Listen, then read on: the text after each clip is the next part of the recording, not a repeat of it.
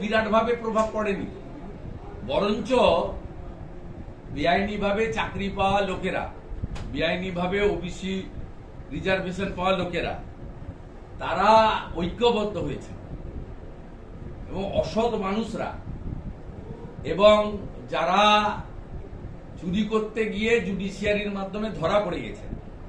আমাদের তো direct role নেই, চাকরি চুরি বলুন, ওবিসি বেআইনি ওবিসিকে হিন্দুদের বঞ্চিত করে বেআইনি ওবিসি বাতিল বলুন, সব কোর্ট করেছে এবং এখানে এরা সবাই মরিয়া হয়ে যাদের চাকরি চুরির দায়ে বাতিল হয়েছিল পরবর্তীকালে সুপ্রিম কোর্টে স্থগিতাদেশ দিয়েছে, তারা যদি ভোট নিতে যায়, তারা যদি ভোট গুনতে যায়, স্বাভাবিকভাবে তারা কি করতে পারে আপনার সহজেই অনুমান। তা আপনি আমাদের কাছে বলে এলাম, আপনি ভাবতে পারবেন ভবানী ভবনে যে পুলিশ নিরাপত্তা এবং নির্বাচনের কাজে দায়িত্ব ছিল, তারা বিকালবেলা সবুজ আবুরি মেখে ভবানী ভবনের সামনে ছবি তুলছে কলকাতায় পুলিশ হেডকোয়ার্টারের সামনে। ছবিটা দেখবেন, আর কারো কাছে না থাকলে আমি পাঠিয়ে দেব।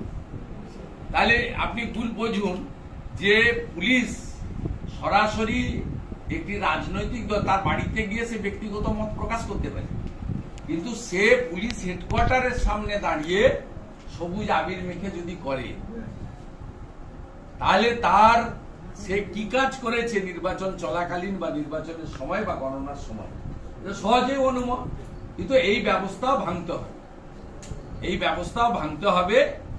2004 সালেও সিপিএম সর্বোচ্চ আসন পেয়েছিল, কংগ্রেস 4টে পেয়েছিল, তৃণমূল 1টা পেয়েছিল, আর সব সিপিআইএম পেয়েছিল, 37টা আসন পেয়েছিল সিপিআইএম।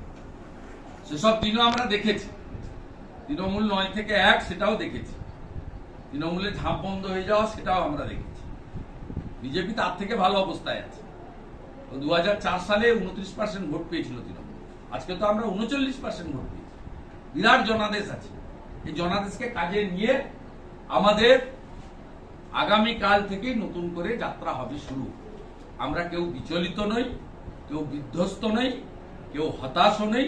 মোদীজি প্রধানমন্ত্রী হচ্ছেন এবং প্রধানমন্ত্রী হওয়ার দিন নিশ্চিতভাবে অন্যের বিরক্তির কারণ না হয়ে, অন্যকে উত্তপ্ত না করে, কারোর উপর হামলা মামলা না করে শান্তিপূর্ণভাবে আমরা সেলিব্রেশন পালন করি।